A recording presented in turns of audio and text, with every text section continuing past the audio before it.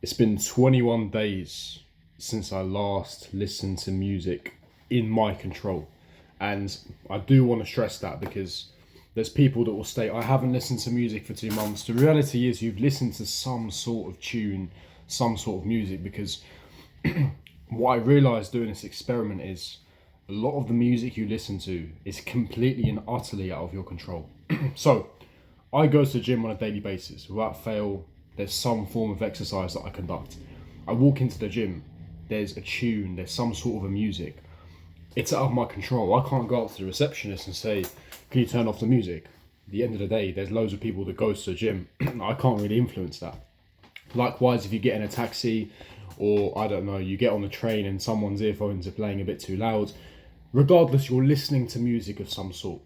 The purpose of this experiment for me was to not listen to music in my control. So if I had the control, I would instead listen to audio books, books that I would enjoy, whether it was self-improvement, whether it was books on history, geography, on sales, which is something that the industry that I'm in, to obviously sharpen my skill set and sharpen my communication skills and just overall improve my journey on on self-improvement. Obviously, it's about documenting the journey. None of us are perfect. Anyone that comes out and says they've been there and done it and then a finished article, they're absolutely lying to you, because we're all here to improve. But what I noticed when I quit music is the clarity and focus that I had, because I don't know about you guys, but music for me was an escapism. It was a tool that I used to distract myself from my dark reality at times. So if I would go through depressive moments or anxiety or negative thoughts, music would perpetuate those thoughts. Music would anything amplify those thoughts. So if I'd be listening to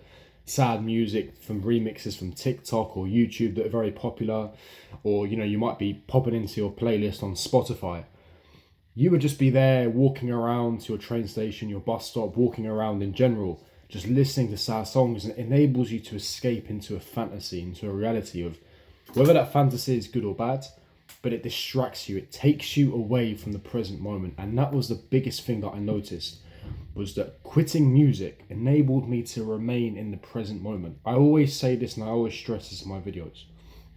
The past gives you depression and the future gives you anxiety. And what music does is it amplifies those negative thoughts at times, all those fantasy thoughts. So you either think about the future or an alternative reality in a multiverse, or you think about the past, you dwell on the past for too long. And that's the thing. If you dwell on the past for too long, you will ensure that your future is a replication of your past. That's just the law of attraction. It's one of the laws of the universe. And that's what music did for me. Now, I'm not saying that music will necessarily do that for you, because music's effect on an individual completely varies. But I found personally that I used it as a tool to escape from my reality. Now, if you're listening to music on your commute to work or on your commute to school or whatever, right, and it's sparingly, it's very sparse, then I don't see a big issue with it, because it's in moderation. Even though I'm not a big fan of the term moderation being thrown around, because I think it's copium from a lot of individuals. But in this scenario, I don't think it's that bad.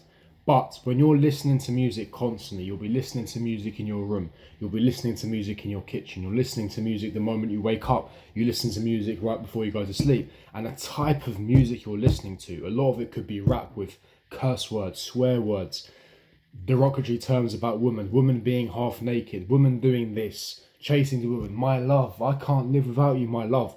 When you listen to these songs and these lyrics on repeat, we talk about the concept of repetition sinking into your subconscious mind. What do you think that's doing?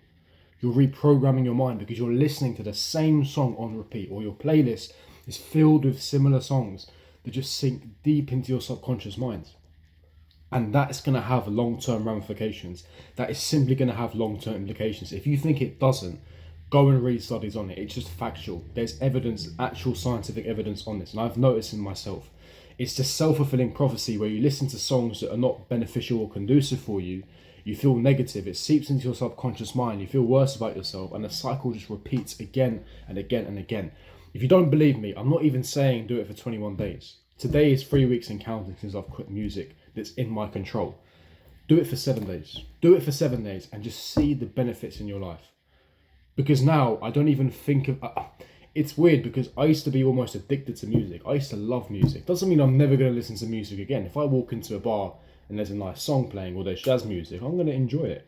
But now I'm able to enjoy it because I'm not fascinated about listening to music constantly, using it as an escape mechanism. I can enjoy music for what it is because I'm now able to remain in the present moment. And what I've done as well, in conjunction with quitting music in my control for 21 days, is in conjunction I've also been meditating for just 5 minutes a day.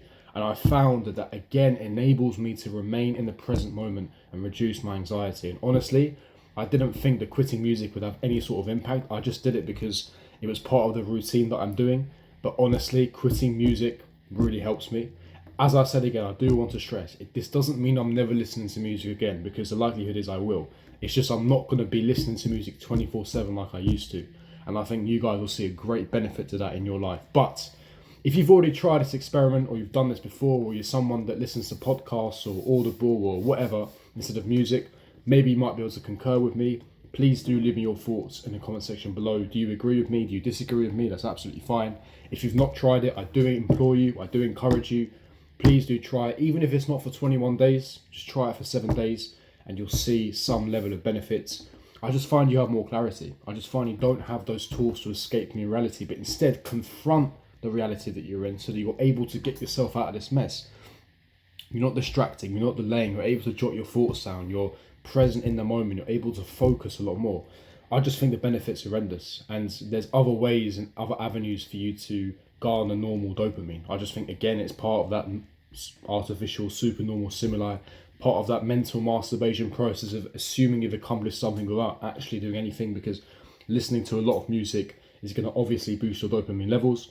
So there's definitely science around this, and I've just seen a lot of benefits by quitting music that's in my control over the past 21 days, something that I would encourage you guys to do as well. But if you did enjoy it and take benefit from it, smash the like button, subscribe, hit the bell notification, and I'll see all of you guys for my next video.